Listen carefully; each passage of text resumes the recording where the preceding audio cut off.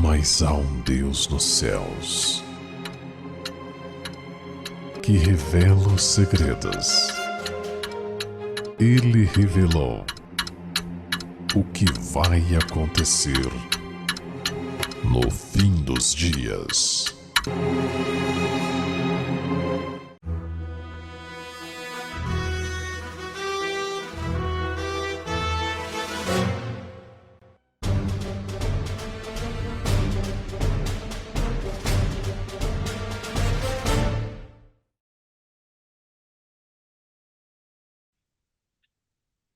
Bom, nós estamos estudando Daniel, né? O capítulo de Daniel, todos os capítulos de Daniel são capítulos proféticos, como a gente já viu. Mas nessa noite eu gostaria de fazer um pequeno à parte de forma rápida, para a gente voltar um pouquinho para deixar bem fortalecido um detalhe do porquê se estudam as profecias, né? No capítulo 1 do livro de Apocalipse, capítulo 1 do livro de Apocalipse, no versículo 19, diz: escreve as coisas que tens visto, as que são e as que depois destas hão de acontecer.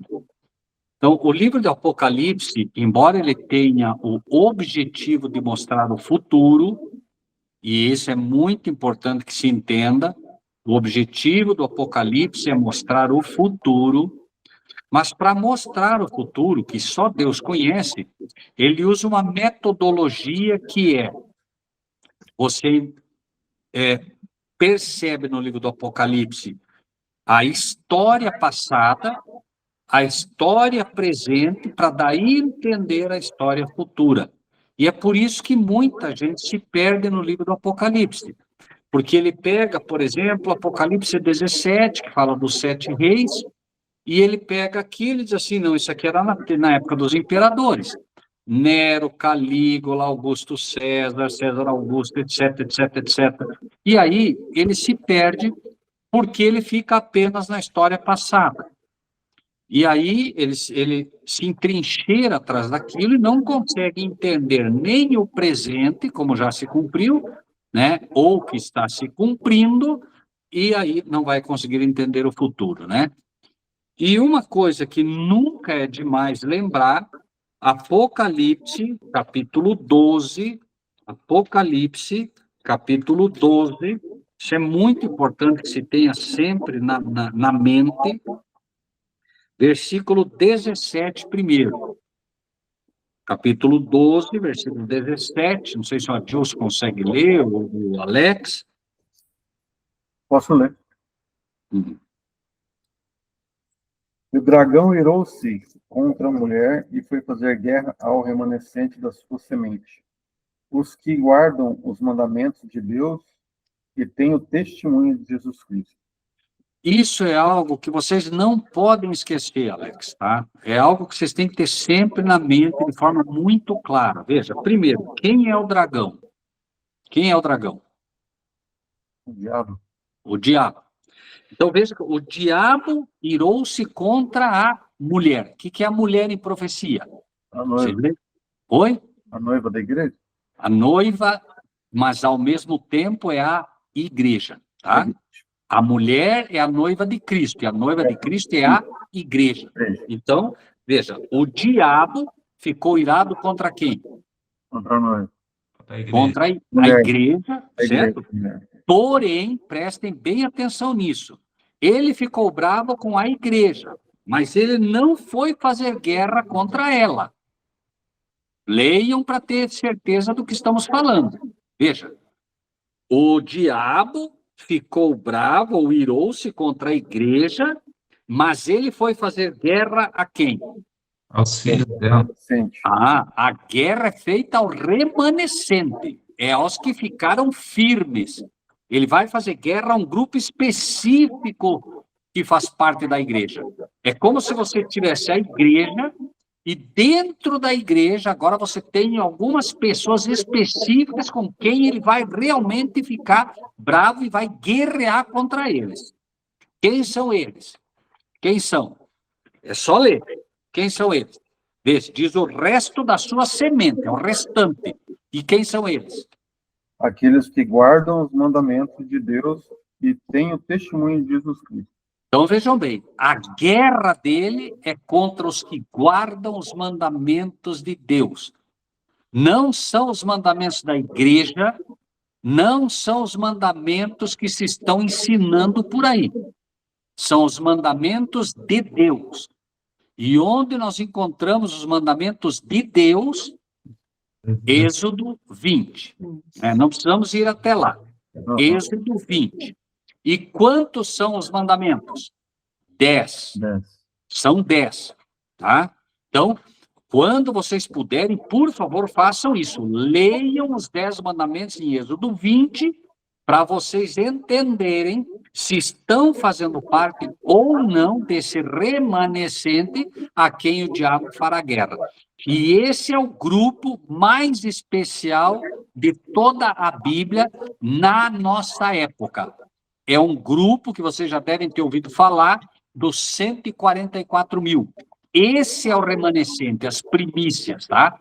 É um grupo diferente, um grupo preparado para revelar o caráter de Cristo na terra.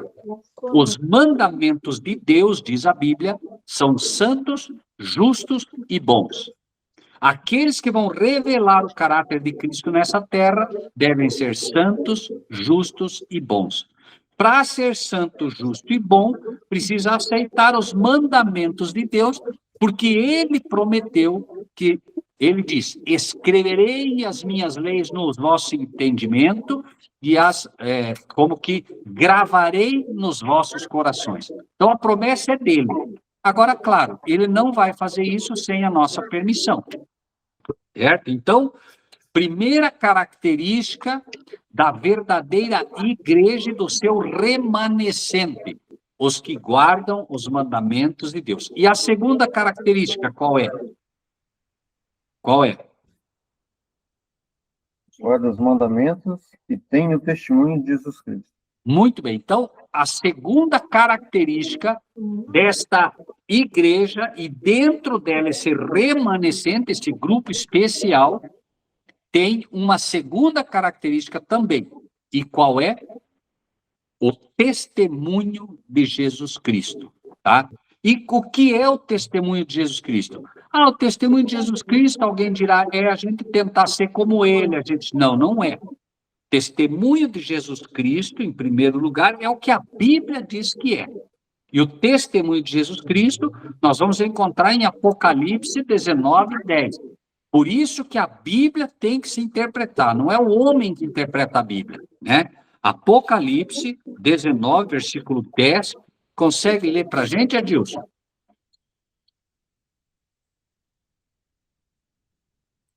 Então me lancei aos seus pés para adorá-lo.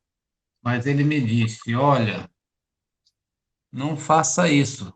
Sou conservo teu e de teus irmãos, que têm o testemunho de Jesus. Adora a Deus, pois o testemunho de Jesus é o espírito da profecia. Então, veja bem, segundo a Bíblia, o que é o testemunho de Jesus? É o espírito de profecia. Amém. O testemunho de Jesus é o espírito de profecia. E o que é o espírito de profecia? É o que se manifesta exatamente quando a gente está estudando as profecias, né? Eu só sei que uma pessoa tem o espírito de profecia ou o espírito profético se ela consegue estudar e entender as profecias. Não sei se deixei claro isso para vocês, tá? Então, quando você estuda as profecias e as entende, é com certeza, né? É a certeza que você tem, de que o espírito de profecia está operando em você. O espírito de profecia é o próprio Espírito Santo de Deus, só que ele atua agora de forma profética, revelando a profecia para você, né? Como nós vemos em Apocalipse, capítulo 1, versículo 1. Né? revelação de Jesus Cristo, a qual Deus lhe deu, para mostrar aos seus servos as coisas que brevemente devem acontecer, pelo seu anjo as enviou, que revelou a João, que as notificou a João, seu servo. Então, veja, o espírito profético é que faz com que a gente consiga entender as profecias. E a verdadeira igreja e o remanescente da igreja, né, são aqueles que guardam os mandamentos de Deus e têm o testemunho de Jesus, ou guardam os mandamentos de Deus e têm o espírito de profecia. Tá bem até aqui? Tudo bem? Tudo Alguma dúvida? Não, tudo certo. Ok. Então, vamos agora para Mateus, capítulo 25. Mateus, capítulo 25.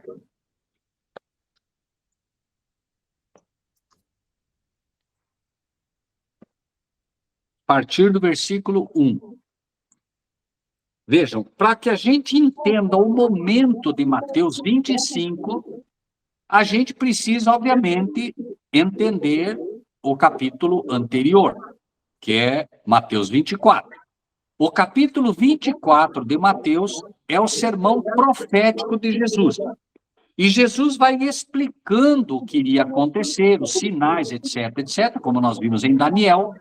Mas no versículo 44 de Mateus 24, diz o seguinte: por isso, estáis vós preparados também, porque o Filho do Homem há de vir a hora em que não penseis. Então, veja, ele está dizendo, ó, fiquem preparados, porque Jesus, o Filho do Homem, virá uma hora em que vocês não estão pensando, né?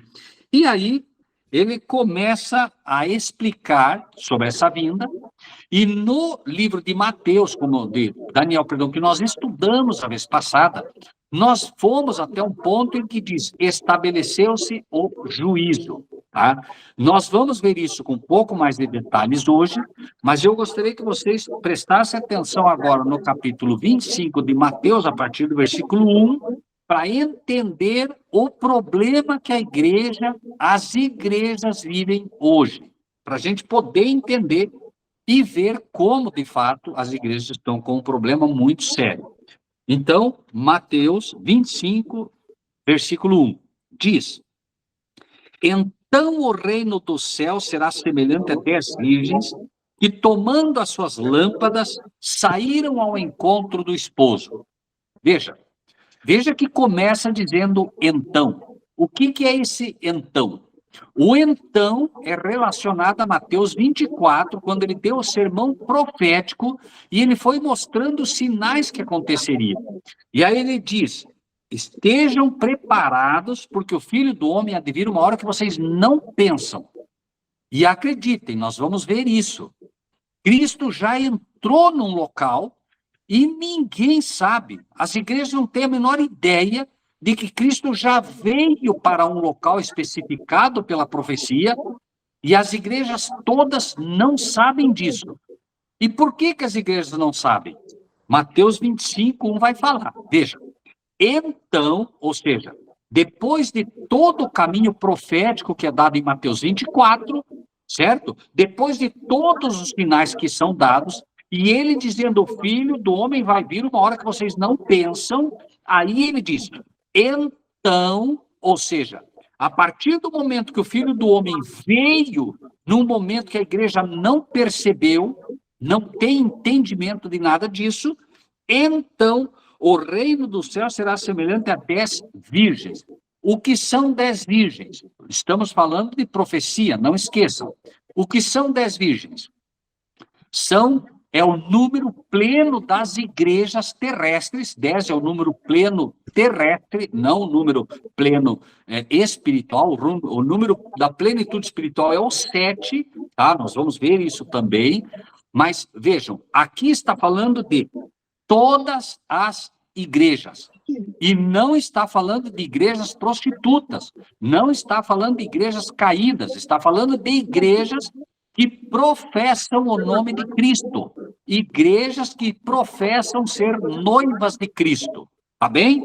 Então, por isso são virgens, ok? Agora veja. Então o reino do céu será semelhante a 10, o quê? Igrejas. Igrejas, que tomando as suas lâmpadas. O que são as lâmpadas? Lâmpadas para os meus pés é a tua palavra. Palavra. Então, muito bem, palavra, a Bíblia. Então, o reino do céu será semelhante a 10 igrejas que tomaram a Palavra. as suas Bíblias, e saíram ao encontro do esposo. Quem é o esposo? Jesus. Cristo, Jesus. Ótimo. Então, está mostrando aqui as igrejas que pegaram as Bíblias e saíram ao encontro do esposo. Versículo 2. 5 delas eram prudentes e 5 delas eram Loucas. nécias ou loucas. Tá? Vejam bem, vamos acompanhando. 3. As loucas, tomando as suas Lâmpadas. Bíblias, lâmpadas, não levaram o quê? O azeite. O que é o azeite? Azeite. Não levaram com elas o Espírito Santo, não tinham o Espírito Santo. Quem é que nos faz entender a Bíblia? Espírito Santo. Cristo, através do seu Espírito. Cristo, através do Espírito Santo, é que nos faz entender a Bíblia. Então, elas todas tinham a Bíblia ou não tinham? Tinham. Todas elas tinham. Mas 5 tinham o Espírito de Deus e 5 não tinham. Certo? Tá bem? Sim. 4. Mas as prudentes levaram, Aceite. O Espírito Santo. ok, em suas vasilhas. O que é a vasilha? Vasilha somos nós. Nós somos vasos de Deus. Tem que ter o Espírito Santo aonde? Em nós. Então, elas não tinham o azeite nas vasilhas com as suas lâmpadas. Então, elas tinham a Bíblia, mas não tinham o Espírito Santo. Certo? Aham. Muito bem. Versículo 5, o que diz ali? E tardando o esposo, tosquenejaram todas e adormeceram. Quantas dormiram? Todas. Todas dormiram. E por que elas dormiram? Por que elas dormiram? Porque o esposo tardou. Tardou. Ótimo. E quem é o esposo? Jesus. Jesus. Jesus. Muito bem. Então, veja, tardando Jesus. Mas por que Jesus tardou? Como assim tardou? Tardou por quê? Porque as igrejas deixaram de fazer o que tinham que fazer. A Bíblia diz, este evangelho será pregado em todas as nações e então virá o fim. As igrejas agora entenderam, algumas igrejas que tinham azeite, entenderam a voz profética, ensinaram a vinda de Cristo como sendo breve, mas aconteceu algo, Cristo não veio, e aí, tardando Cristo, todas dormiram.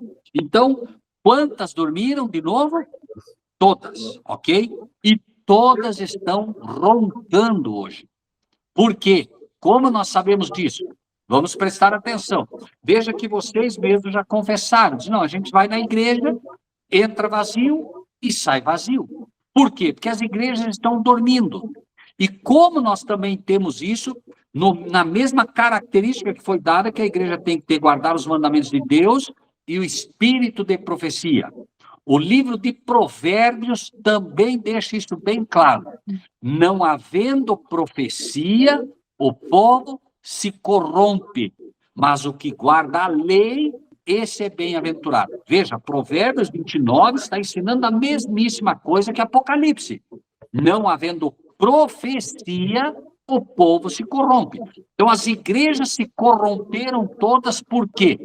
Falta do quê? De profecia.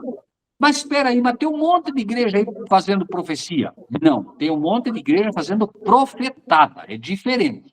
O inimigo está enganando essas igrejas e o que eles estão fazendo? é um arremedo de profecia. O inimigo sabe que a verdadeira igreja, o seu remanescente, tem um espírito profético. Então, ele criou uma falsa profecia e as igrejas todas aceitam isso. Você não vê as igrejas estudar as profecias de Cristo. Você vê as igrejas recebendo sinais de profetadas que não tem nada a ver com o estudo da Bíblia, e aí as igrejas completamente corrompidas. Pessoas rodopiando como num terreiro de macumba, pessoas caindo, mulheres, inclusive, mostrando partes íntimas, coisas horrorosas, terríveis, dentro daquela que se diz a Igreja de Deus. Estou falando algo que é difícil para vocês entender, ou é algo que vocês já têm percebido? Sim, claro. Muito bem. Então, está muito claro, né, o problema. Bom, agora, prestem bem atenção, Alex e Adilson, porque aqui, Simone, Angélica, aqui entramos nós. Aqui temos que ser nós. Vejam, vocês já devem ter ouvido parábola das 10 virgens, penso que já ouviram alguma vez na igreja, não sei. Oi? Muitas vezes. Ok. Porém, não sei se dessa maneira, mas Não, enfim. dessa maneira não. Bom, mas essa é a maneira, acreditem, essa é a maneira que o espírito profético ensina, tá bom? A profecia vai ensinar dessa maneira. Por quê? Porque a Bíblia que está se interpretando, não sou eu que estou interpretando ela, entendem? Tá. Agora, aqui é que vem aquilo que nós temos que ser. Vejam. 5. Tardando o esposo, tosquenejaram todas e adormeceram. Ok. Todas dormindo. 6. Mas à meia-noite ouviu-se um clamor. Aí vem o esposo, sair ao encontro. Veja, à meia-noite ouviu-se um clamor. Aí vem o esposo, sair ao encontro. As igrejas estão dormindo. O que é que vai despertar elas? Vejam o versículo 7. 7. Quer ler aí, Alex, por favor? Então todas aquelas virgens se levantaram e prepararam as suas lâmpadas. Muito bem. Então, o que acordou elas? O que fez com que elas se levantassem? O noivo. O noivo. Não. Prestem atenção o que fez com que elas se levantassem. Clamor. Amém. O clamor dizendo, eis o noivo. O que é o clamor dizendo, eis o noivo? É a pregação dizendo, Cristo está vindo. Acordem, despertem, igreja. O que nós estamos estudando aqui? Nós não estamos estudando exatamente a profecia da vinda de Cristo? Sim. Mateus 24, nós não começamos exatamente o nosso estudo com isso? Sim. Dizendo exatamente isso? Quando, Senhor, serão essas coisas? E que sinal haverá da tua vinda e do fim do mundo? Não é essa a base do nosso estudo até aqui? Sim. Pergunto, então. Pergunto. Não é essa a mensagem que vai despertar as igrejas? Sim. Sim. Sim ou não? Sim. Sim. Né? E é por isso que eu estava falando para Solange e falo para vocês. Essa é a mensagem que vocês estão estudando que vai despertá-los. Essa é a mensagem que vai despertar as igrejas. Daqui a pouco você, Alex, a Solange, o Adilson, a esposa e todos que participarem começam a despertar e daqui a pouco começam a ensinar o que têm aprendido aos outros. Por quê? De graça recebeste, de graça dá. Certo? Por isso eu estava falando para você, Alex, da gente buscar gente que queira se engajar com a gente nesse trabalho para poder despertar as igrejas. Lembra que ontem você me falava, né? Já tem uns irmãos que estão se movimentando. Amém por isso, Alex. Por quê? Porque eu espero que vocês não tenham dúvida de que essa é a mensagem, entende? Por isso eu quero repetir para que fique bem claro no coração de vocês. Que, vejam bem, que nós não podemos ser parte das 10 virgens que dormem. Vou repetir. Sim. Nós não podemos ser parte das 10 virgens que dormem. Por que nós não podemos ser parte das 10 virgens que dormem? Por quê? Vejam. Porque senão vai continuar dormindo. Senão vai continuar dormindo. Ótimo. Agora vejam. Então, onde estamos nós aqui nessa profecia? Onde é que nós estamos? Se nós não fazemos parte das 10 virgens, onde nós estamos? Leiam o versículo 8. Perdão, versículo 6, perdão. Leiam o versículo 6 para ver quem somos nós. Versículo 6. 5, não é? Não, o 6. À meia-noite ouviu-se um clamor, aí vem o esposo, sai-lhe ao encontro. Esses temos que ser nós. Nós temos que ser este elemento que diz, aí vem Cristo. Entendem? Nós temos que ser as pessoas que vamos despertar as igrejas. Nós temos que ser estes que emitem este clamor, dizendo, Cristo está vindo. E à medida que a gente estuda Daniel e Apocalipse, como estamos estudando, e o próprio livro de Mateus, nós vamos percebendo que, de fato, Cristo está perto de vir. E isso vai despertar as igrejas, vai despertar primeiramente a vocês que estão estudando, e aí vocês estudando vão levar essa mensagem a outros, e a igreja vai despertando. Pouco a pouco vão despertando cada vez mais, e tão mais rápido quanto for mais rápido o nosso trabalho. Amém. Entendem? Então, vejam, de novo, quando alguém chegar para vocês e dizer, não, nós somos parte das igrejas, das 10, não. Nós temos que ser parte daqueles que clamam eis o noivo, porque não serão anjos que vão pregar isso. São pessoas. Nós temos que ser este remanescente, que nós lemos lá, o remanescente. E esses é a quem o diabo vai atacar. É esses que vão receber a guerra por parte do diabo. Porque o diabo não quer que as igrejas despertem. O diabo quer que elas continuem dormindo para que quando Cristo venha, aconteça o que nós vamos ler agora. Vejam bem. À meia-noite, ouviu-se um clamor. Aí vem o esposo, saiu ao encontro. Então, todas aquelas virgens se levantaram e prepararam as suas, o quê? Lâmpadas. Não. Prepararam as suas... Palavra. Amém. Prepararam as suas Bíblias. Agora elas pegaram a Bíblia. A igreja que hoje está pulando, rodopiando, fazendo uma série de coisas, menos estudar a Bíblia, agora elas despertam e vão preparar a Bíblia. Tá bem? Mas vamos ver o que vai acontecer. Vejam. E o 8 agora diz o quê? E as loucas disseram aos prudentes, dai-nos do vosso azeite, porque as nossas lâmpadas se apagam. Qual é o problema agora? Agora, Pedindo ajuda. estão pedindo... Não se prepararam antes, não estudaram antes. Agora o Espírito de Deus está se retirando da terra. É tarde para as igrejas que hoje não estão se preparando. É tarde. E aí o que vai acontecer? As lâmpadas se apagam. Lâmpada é a palavra. Veja que é o Espírito de Deus que ilumina a nossa mente para entender as Escrituras. Aquelas pessoas que não estão buscando o Espírito de Deus, não estão buscando entender a Bíblia, vai chegar um momento que será tarde, e aí veja que elas dizem, as nossas lâmpadas se apagam. Veja, como é que você vai estudar a Bíblia se está tudo escuro?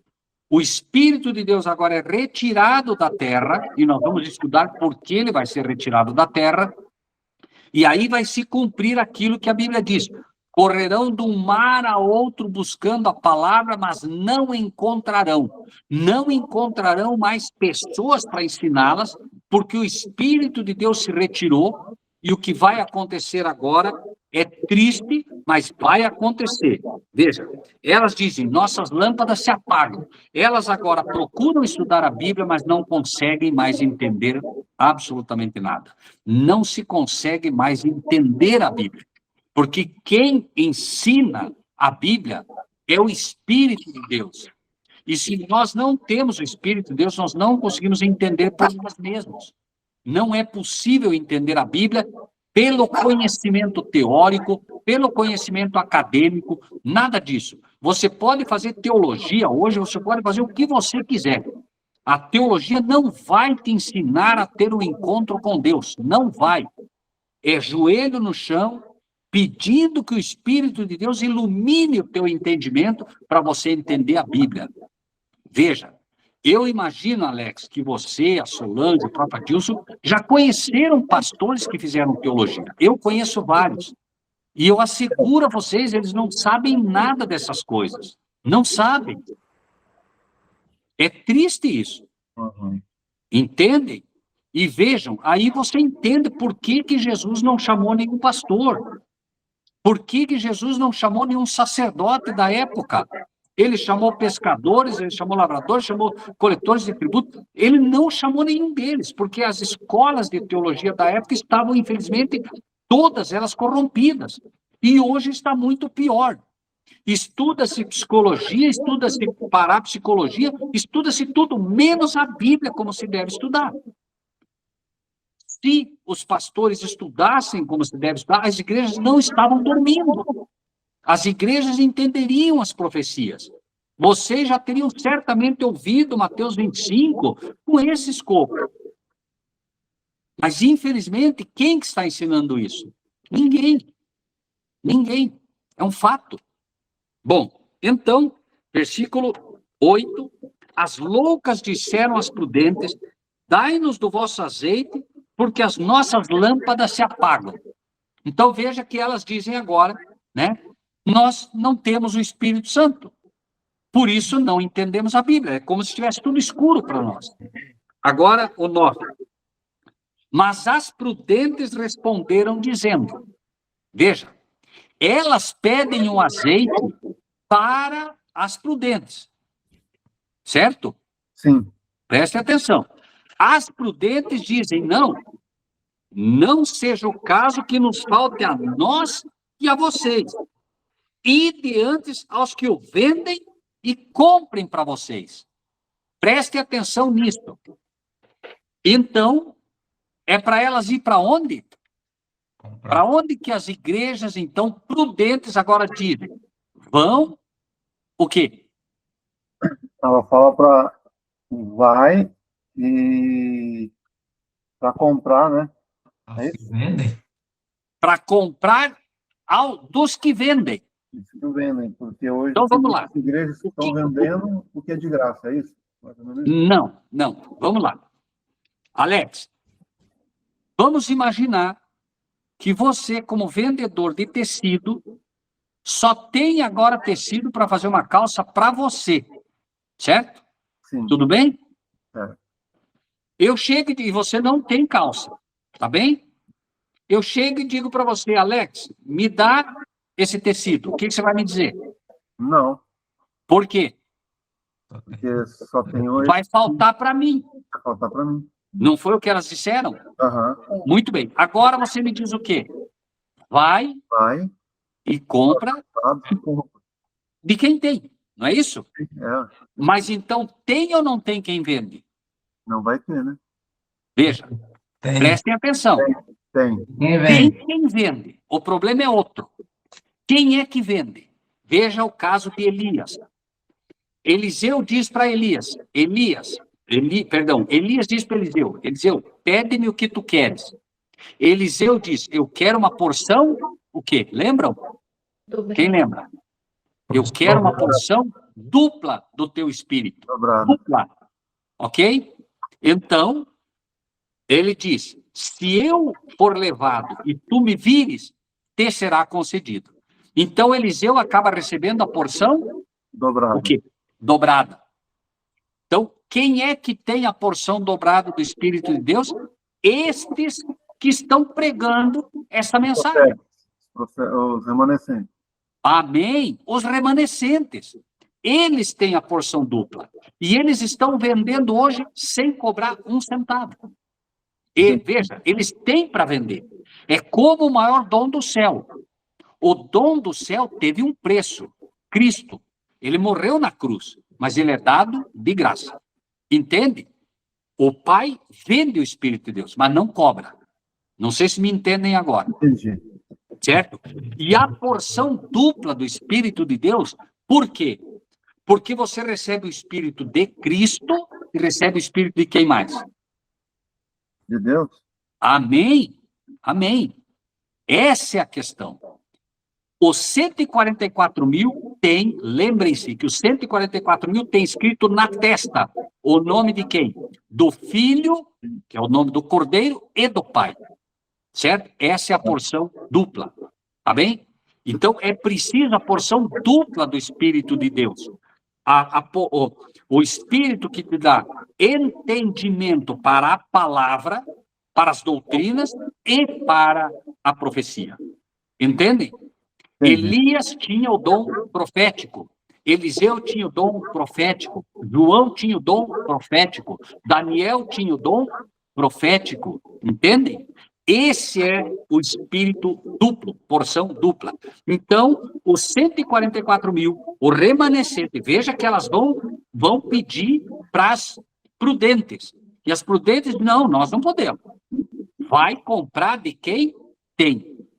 E aí eu faço uma pergunta simples. Vamos imaginar, Alex, que o Raí tem a porção dupla do Espírito de Deus. Se alguém fosse pedir para ele, ele daria ou não daria? Prestem atenção. O Raí tem a porção dupla do Espírito de Deus. Se você fosse pedir para ele, ele te daria ou não? Não. E não. Sim. Sim. Daria. Por quê? Porque Elias disse, se me virem subir, que será concedido. Acreditem, nós recebemos um convite para subir. E nós vamos estudar isso também. Não é a trasladação que as igrejas estão ensinando, não. É o convite que está em Apocalipse 4, que a gente ainda vai estudar. Porém, o que eu quero dizer é o seguinte, nesse exato momento, vocês podem não acreditar, mas nós não estamos estudando a profecia? Sim. Sim ou não? Sim. Então, o que é que eu estou dando a vocês hoje? Porção. Essa é a questão. Vocês estão recebendo uma porção do Espírito de Deus, porque o Espírito de Deus é comunicado também pela palavra. Palavra. Esse é o verdadeiro dom do céu. A Bíblia é o que há de mais importante que Deus deu ao ser humano, porque a palavra, a Bíblia, é o próprio Cristo como verbo. Você quer entender Cristo, tem que ler a palavra, né? Por quê? Ele diz, né? No princípio era o verbo, e o verbo estava com Deus. Quem é o verbo? Cristo. E quem é o verbo? A palavra. É como se nós pegássemos Cristo hoje e transformássemos ele em letras. A Bíblia é como se você entendesse Cristo em forma de letras. Não sei se me faço claro. Sim, claro. Tá bem? Então, vejam, né?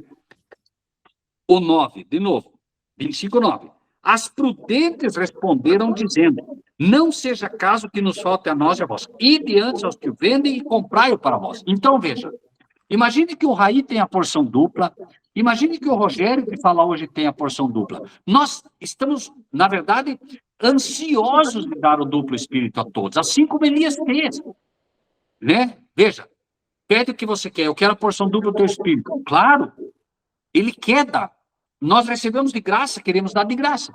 Veja, Alex, que eu tenho insistido com você, talvez até você estranhe, né? De repente você vai dizer, não para de me cobrar, de me pedir. Não, é que a gente fica ansioso para dar o que recebeu. Agora, o que acontece, Alex?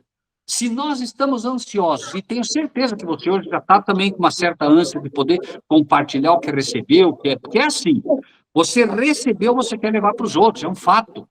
Entende? Isso arde no coração da gente, querer compartilhar o que Jesus mandou compartilhar. Porém, qual é o problema? Se eles querem vender, o que aconteceu para que elas não recebessem o Espírito? Vamos ler. Olha, veja o 9 de novo. Mas as prudentes responderam dizendo, não seja o caso que nos falte a nós e a vós. Ide antes aos que o vendem e comprai para vós. Só que o que aconteceu? Tendo elas ido comprá-lo, foram ou não foram comprar? Sim. Foram. Mas o que aconteceu quando elas foram comprar? O noivo chegou. O noivo chegou. Muito bem, não deu tempo. Tendo ido comprar, chegou Cristo. Não deu tempo. Chegou Cristo e as que estavam preparadas, o que aconteceu? Entraram com ele para as bodas e fechou-se a porta. Infelizmente, fechou a porta da graça e ela se perdeu. Entende? Por quê? Tinham a Bíblia, não tinham? Tinham. Faltou o Espírito de Deus. Faltou orar. Faltou buscar. Faltou pedir. Quando a gente vai ler a Bíblia, joelho no chão. Pai, me ajuda a entender a tua palavra. Eu preciso entender a tua palavra, Senhor. Ajuda-me a entender para que eu não seja enganado. Ajuda-me, Senhor. Dá-me do teu Espírito para que eu possa compartilhar com os outros. Ensina-me para que eu possa ensinar os outros. Ajuda-me a entender a tua palavra, Senhor, para que eu não fique fora. E Alex e Adilson, o que eu vou dizer para vocês agora é mais grave do que o que a gente já falou até aqui. Mas é real.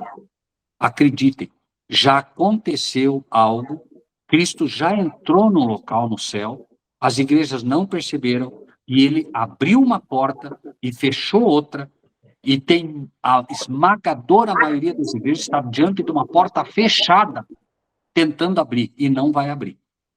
Enquanto eles não entenderem o chamado de Cristo, aquele mesmo que diz, eis que estou à porta e bato. Se alguém abrir, entrarei, cearei com ele e ele comigo.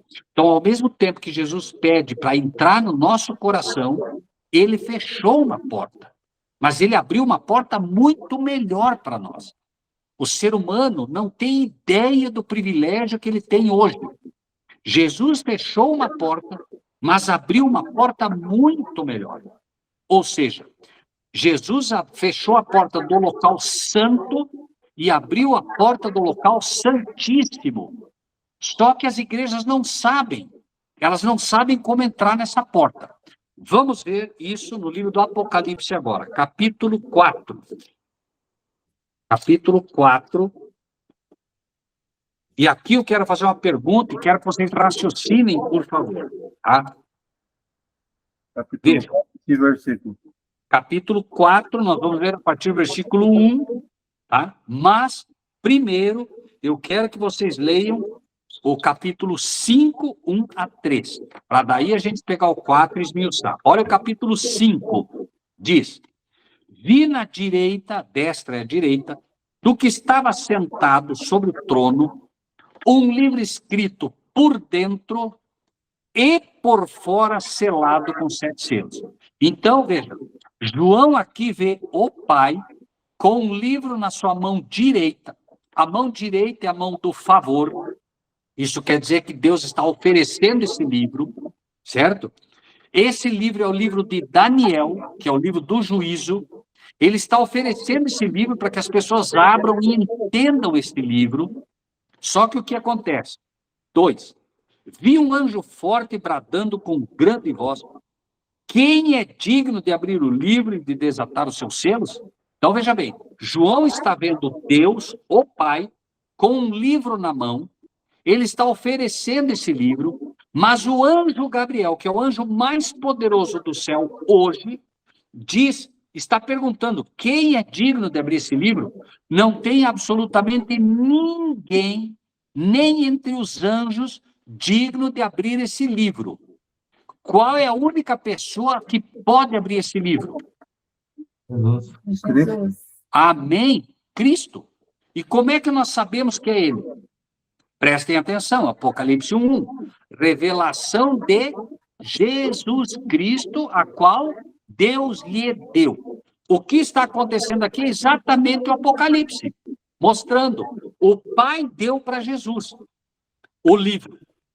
E agora Cristo vai revelar aos seres humanos na Terra que estiverem dispostos a aprender, que estiverem dispostos a estudar. Que livro é esse? É o livro de Daniel, junto com o livro do Apocalipse.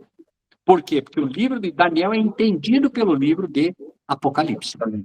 Agora vejam bem, tá? Vamos lá. Olha só. Versículo 3 agora. Vejam, prestem muita atenção nisso, tá? O que acontece? Deus está com o livro na mão, olha o que o anjo diz. Quer ler aí, Adilson? Adilson, puder ler? Ok. Versículo 3 de capítulo 5. Versículo 3. Ninguém no céu, nem na terra, nem debaixo da terra podia abrir o livro, nem olhar para ele. Preste atenção. Se eu pergunto, Adilson, para você, Jesus morreu e subiu. Onde Jesus está hoje? No céu. Céu. Oi? No céu. No céu. Tá bem? Concordamos? Sim. Sim. Agora me explique o versículo 3. Vocês acabaram de dizer que ele está no céu. Preste atenção, leiam o versículo 3. Ninguém no céu, nem na terra. Ninguém no céu, nem na terra, nem debaixo da terra podia abrir o livro, nem olhar para ele. Mas Onde é que está? se é Onde ele é que que pode abrir o livro, onde que está ele? Boa pergunta. Veja, prestem atenção como é fantástica a palavra de Deus. Você diria no céu, eles não, no céu não. Na terra, não, na terra também não. Ah, não, eu sei. Não está nem no céu nem na terra, porque é exatamente o momento que ele está debaixo da terra, que ele está morto, nem debaixo da terra. Não há saída, me entendem? Aham. O que Deus quer quando está dizendo isso? Ele quer que a gente entenda e pergunte onde é que Jesus está. Certo? Vamos ver onde ele está. Capítulo 1 do livro de Apocalipse. Capítulo 1. Vejam, o Apocalipse foi escrito no ano 96. Cristo já havia morrido, fazia mais de 60 anos. Tá bem? Ele morreu no ano 30. Foi batizado no ano 27 e morreu no ano 30. O Apocalipse, João está escrevendo agora no ano 96. Já fazem 60 anos que Cristo subiu. Tá bem? Lembre-se que ele disse, ainda não subiu ao Pai, mas depois ele subiu. Tá bem? Muito bem. Qual Agora leiam, por favor, o versículo 12 e o 13 do capítulo 1. 11, 13. Pode ler em voz alta, por favor. Vai ler? Acho que não. E virei-me para ver a voz que se falava comigo, e virando-me, vi 7 castiçais de ouro. E no meio dos 7 castiçais, um semelhante ao filho do homem, vestido até aos pés de uma roupa comprida, e cingido pelos peitos com um cinto de ouro. Ok. Veja, João está tendo a primeira visão aqui do Apocalipse, tá bem? Ele ouve uma voz. A voz que ele ouve é semelhante ao filho do homem, certo? No meio dos castiçais, semelhante ao filho do homem. Ele ouve uma voz que fala com ele. Quando ele vira, ele vê alguém, repito, semelhante ao filho do homem. Quem é que ele viu? Jesus. Amém. Vestido até os pés de uma roupa comprida. Tudo na Bíblia tem uma razão de ser. Alex, em que cômodo da tua casa você está nesse momento? Na sala. Na sala. O que é que tem na sala? Tem na Que sala? não tem no quarto. O que que tem na sala que não tem no teu quarto? O que tem na sala? Sofá, Que não tem no teu TV, quarto. Sofá, TV. Sofá. Vamos lá, sofá. Então, agora, vamos imaginar o seguinte. Você não me falou nada do que você acabou de falar, tá bem? Uhum. Nada. Aí você fala para o Adilson. Adilson, eu estou num local que tem um sofá. O Adilson já conhece tua casa. Estou falando hipoteticamente, tá bem? Ele sabe ou não sabe onde você está? Sim. Sim, porque ele conhece tua casa e ele sabe que o sofá está na sala. Tá bem?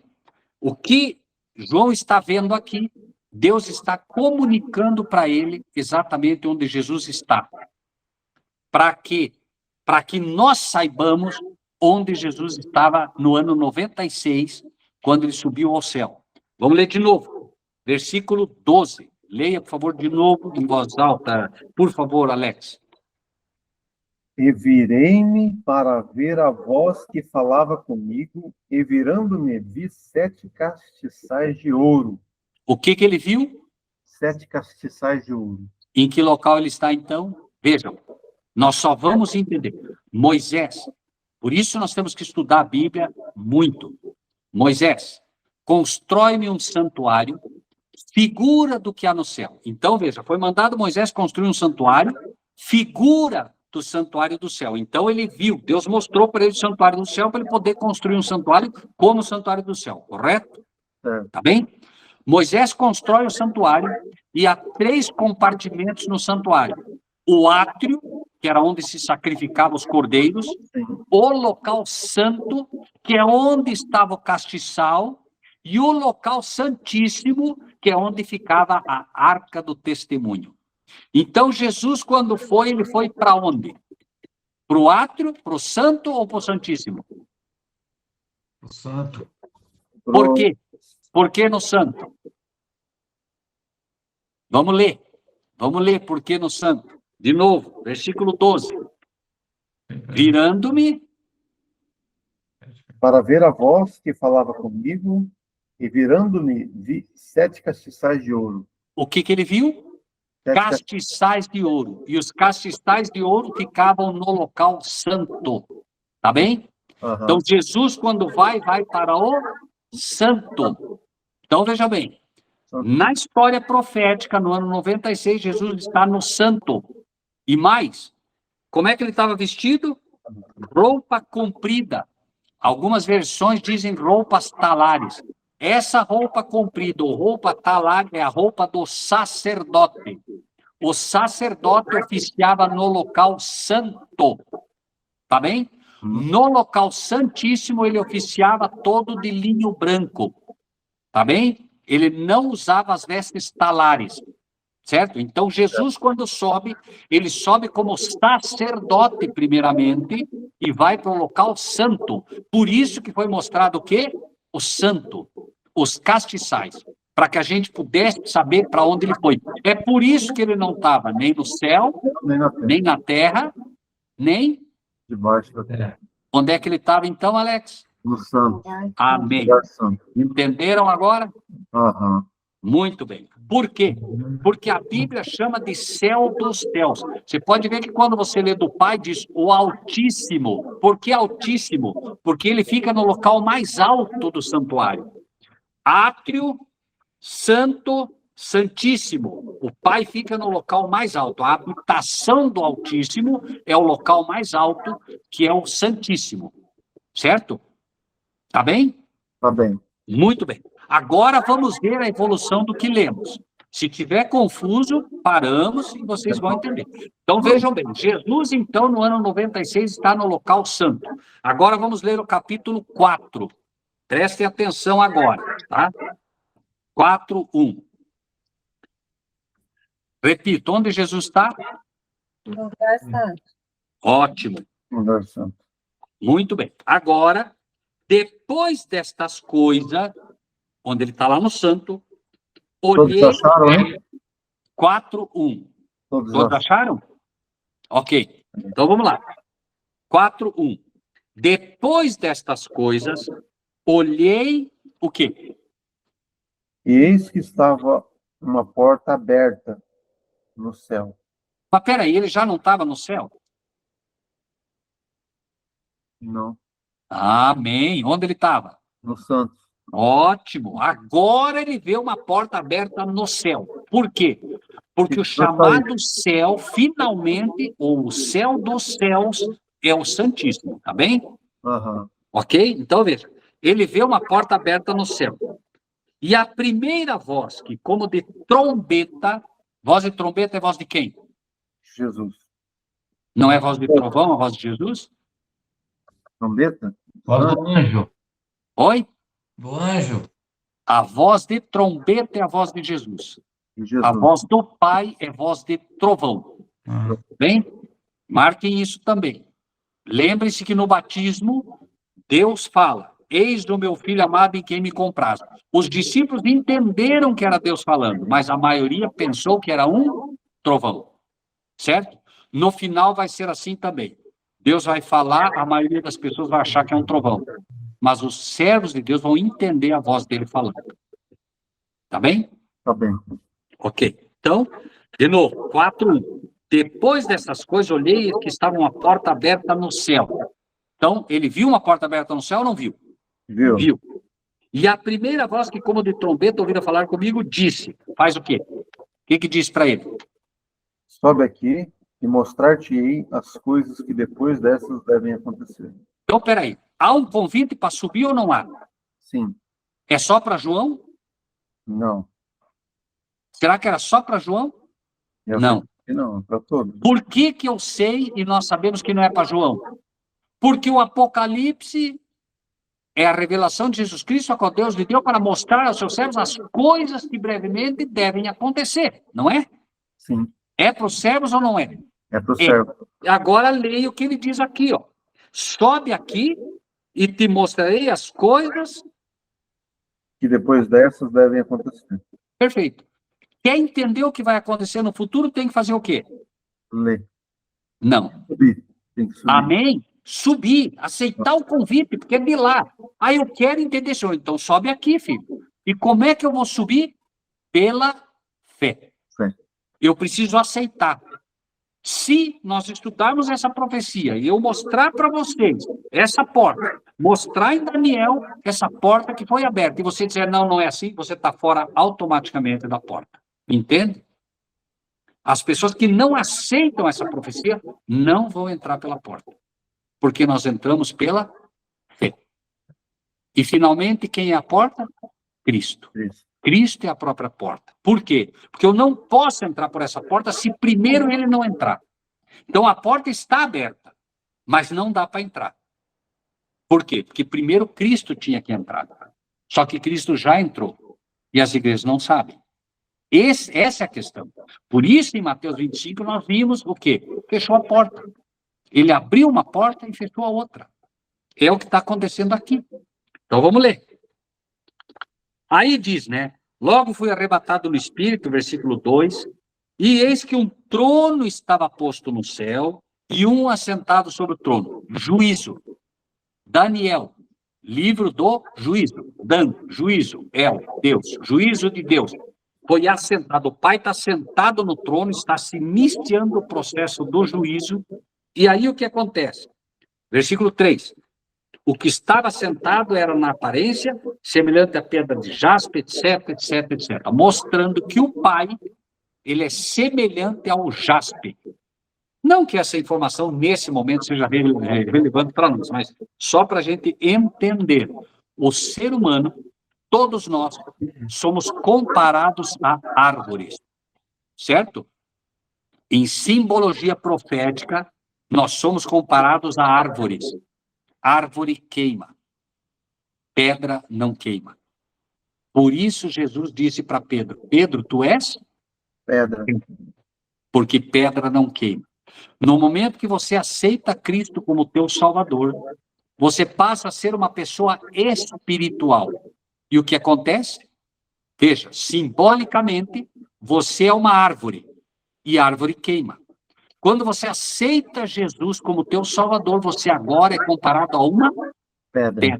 E pedra não queima. Isso quer dizer o quê? O que isso quer dizer? A gente não vai queimar. Amém. Certo? Quem continuar como árvore vai queimar. Se você permitir que Cristo te transforme numa pedra, você não vai queimar. Tá bem? Amém. Ok. Então, agora... lembre-se que a igreja que Cristo vai levar para o céu é uma igreja feita de pedras vivas. Certo? Certo. Muito bem. Agora, vejam bem. Então, João vê uma porta aberta no céu, foi dito para ele, sobe aqui. Agora, nós vamos subir com João para que a gente possa entender o que aconteceu ali. Vamos lá. Versículo 1 do capítulo 5 agora. Tá bom? Apocalipse, né? Apocalipse, capítulo 5, versículo 1. Uhum. A gente já leu, mas vai ler de novo, tá? Vi na direita do que estava sentado sobre o trono um livro escrito por dentro e por fora selado com 7 selos. O único livro que a Bíblia mostra que foi selado é o livro de Daniel. Tá? Tá lá no capítulo 12 do livro de Daniel, vocês podem ler depois, Daniel 12, 4. Sela as palavras desta profecia, tá bom? Então, o único livro da Bíblia é selado. Por isso, nós falamos que esse livro é o livro de Daniel. Tá bem? Ok? Deus agora vai entregar o livro para Jesus, e é por isso que nós entendemos o livro de Daniel hoje. Só por isso. Porque foi entregue para Jesus e Jesus abriu o livro. Nós só entendemos o livro de Daniel agora porque Jesus abriu esse livro para nós. Porque senão nós não entenderíamos. Quando você vê os caminhantes de mãos e abriu-lhes o entendimento para as Escrituras, Jesus continua fazendo a mesma coisa lá no céu. Ele continua abrindo entendimento para nós.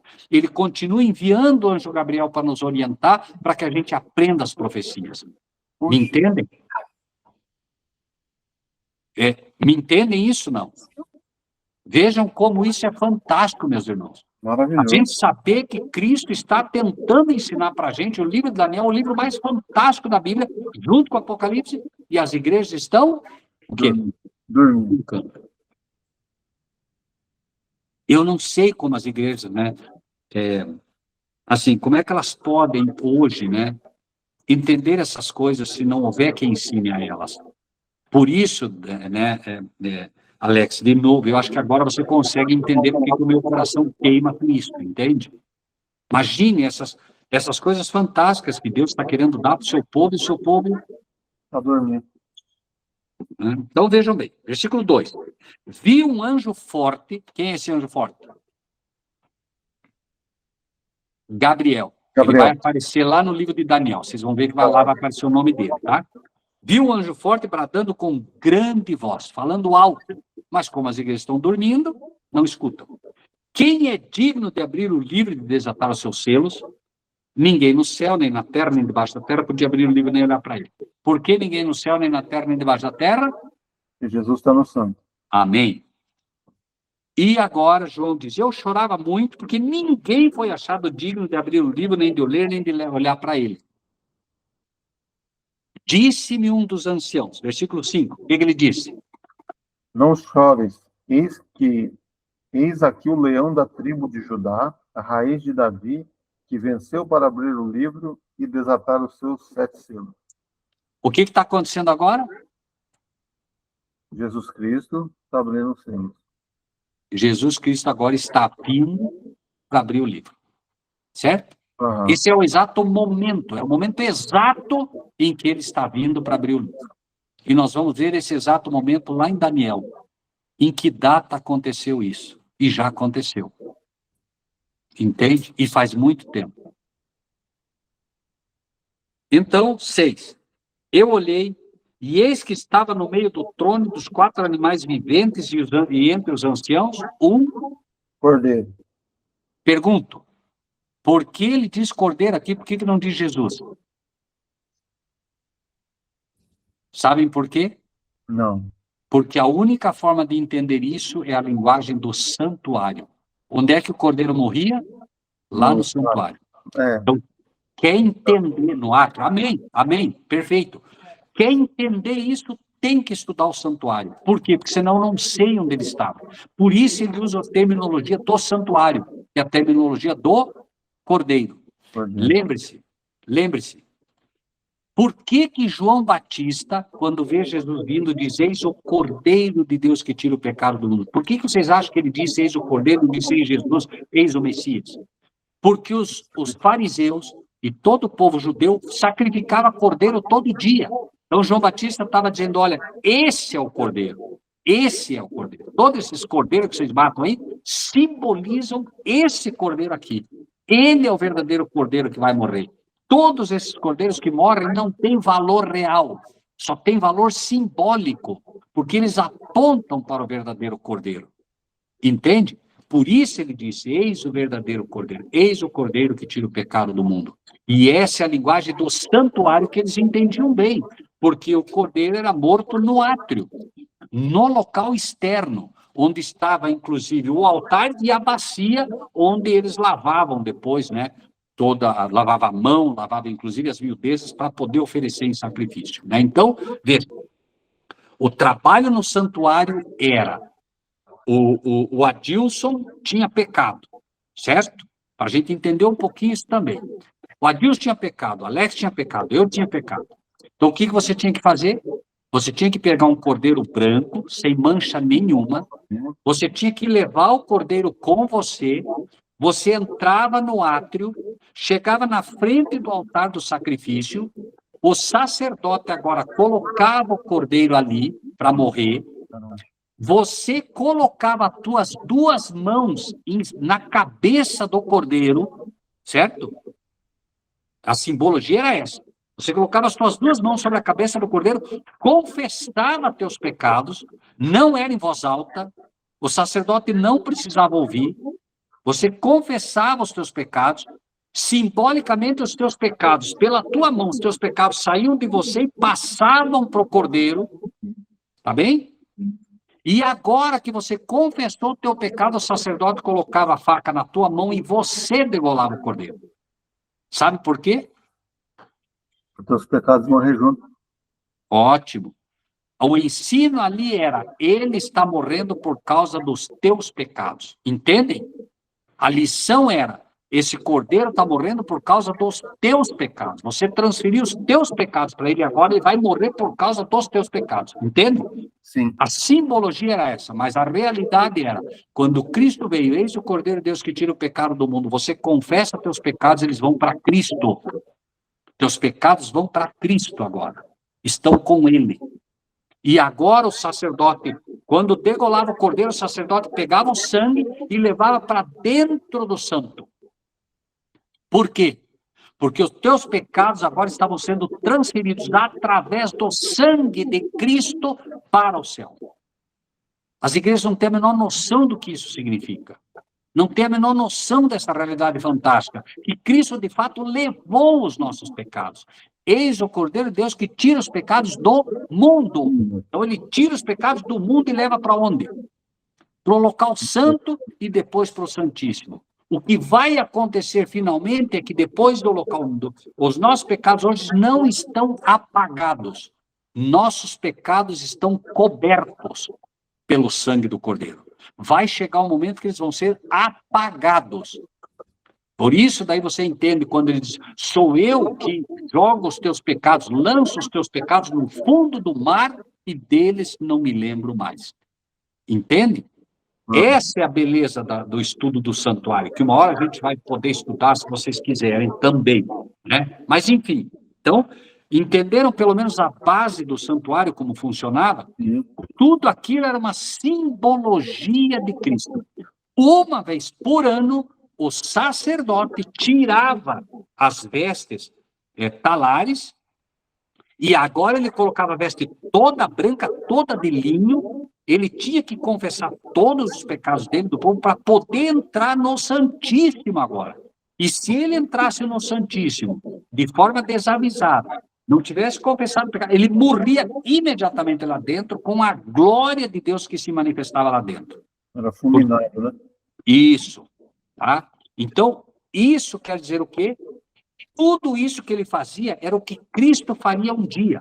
Então, Cristo vai para o santo, chega o momento em que ele abre a porta do Santíssimo, entra na porta do Santíssimo, e agora ele deposita os pecados no Santíssimo. Entende? É por isso que tem que entrar por essa porta, porque é lá que ele está. Certo?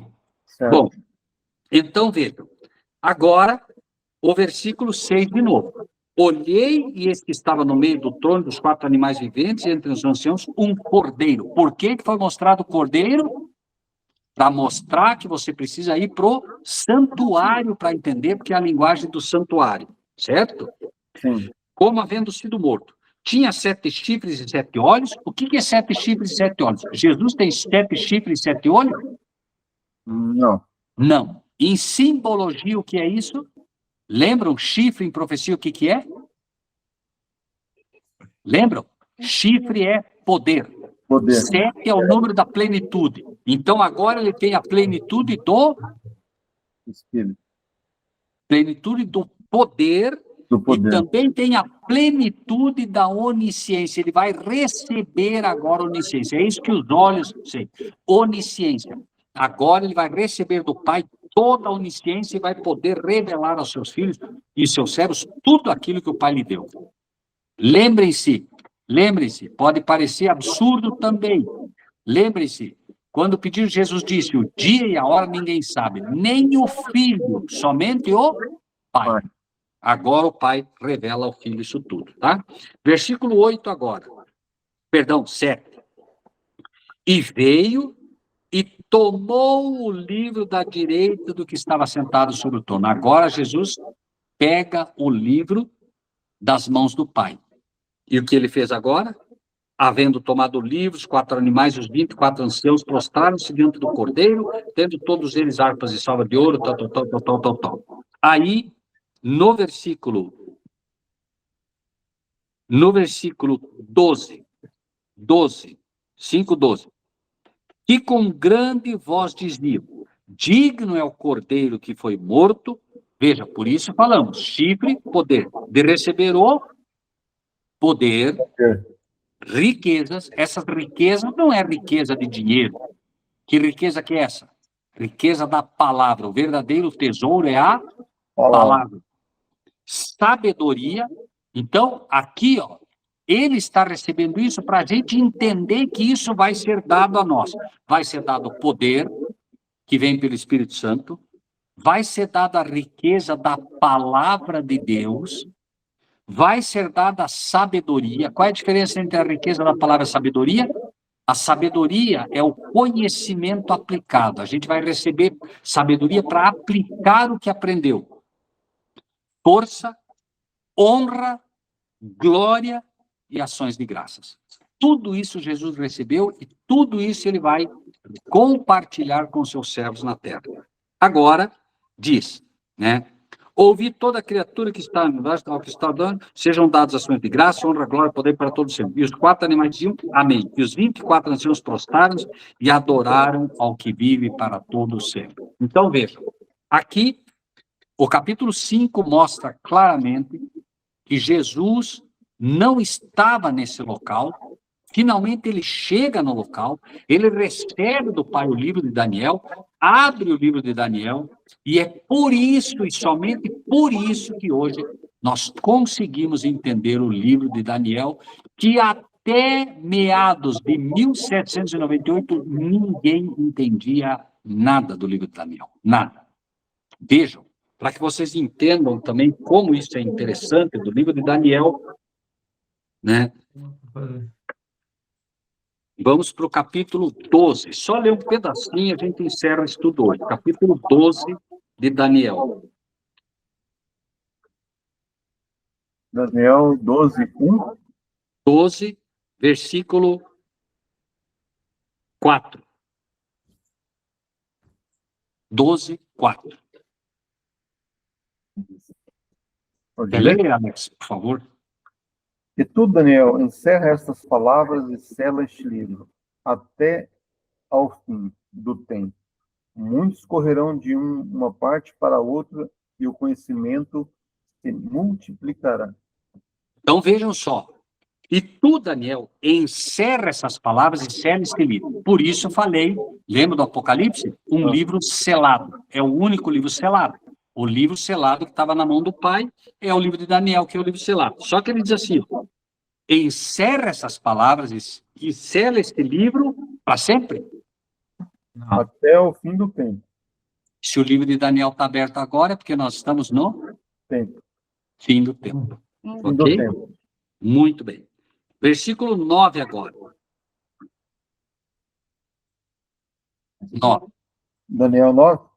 Isso. Versículo 9? 12, 9. 12, 9. E ele disse, vai, Daniel, porque essas palavras estão fechadas e seladas até o fim do tempo. De novo, tá vendo? Para que não fique dúvida. Fechada e selada até o fim do tempo. Hoje já está aberto, porque esse fim do tempo já chegou e faz tempo que chegou, tá? Aí, 10. Muitos serão purificados e embranquecidos e provados, mas os ímpios procederão impiamente e nenhum dos ímpios entenderá, mas os sábios entenderão. viu? Então, veja bem. Se não estão entendendo, se as igrejas não estão entendendo, é porque elas estão sendo consideradas aqui também como ímpios, infelizmente. Porque os sábios entenderão. E quem são os sábios? A palavra de Deus mostra quem são os sábios. E será que aqueles que guardarem as minhas leis serão chamados? Esta gente só é sábia e entendida. Entende? É por isso que é preciso, lembre-se, né? Não havendo profecia, o povo se corrompe. Mas o que guarda a lei, esse é bem-aventurado. Tá? Então, a gente encerra o estudo hoje por aqui, tá? Espero que tenham entendido, né, tudo aquilo que foi apresentado e que, de fato, né, Deus possa colocar no nosso coração cada vez mais o desejo de estudar essas profecias para que a gente possa despertar e, despertando, despertar as igrejas também que estão, infelizmente, dormindo. Tá bem? Amém. Amém.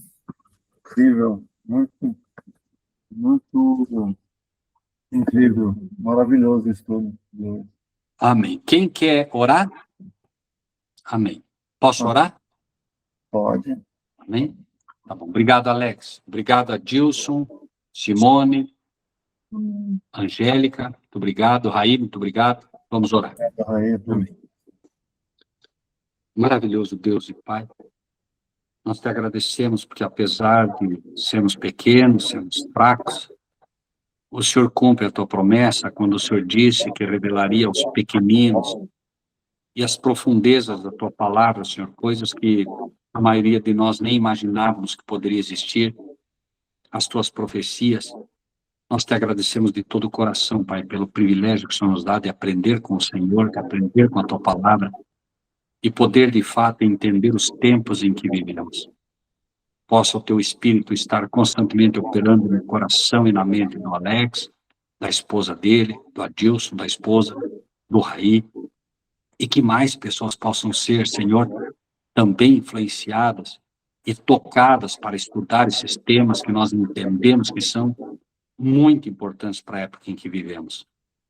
Que o Adilson, que o Alex, e que todos aqueles que já ouviram essas mensagens possam ser tocados também para buscar cada vez mais aqueles que estão, infelizmente, dormindo, para que possam despertar também, e para que possam despertar enquanto a porta ainda está aberta, enquanto o Espírito de Deus ainda se pode achar. Toma-nos a todos em tuas mãos, dá-nos um restante de noite com o descanso, na certeza do teu cuidado, da tua proteção e do teu amor. Em nome de Jesus, pedimos essas bênçãos, Pai, e agradecemos. Amém. Amém. Amém. Na palavra de Deus está escrito que nós devemos compartilhar o que recebemos. Assim, se você gostou desse vídeo, dê o seu like, inscreva-se no nosso canal e ative o sininho.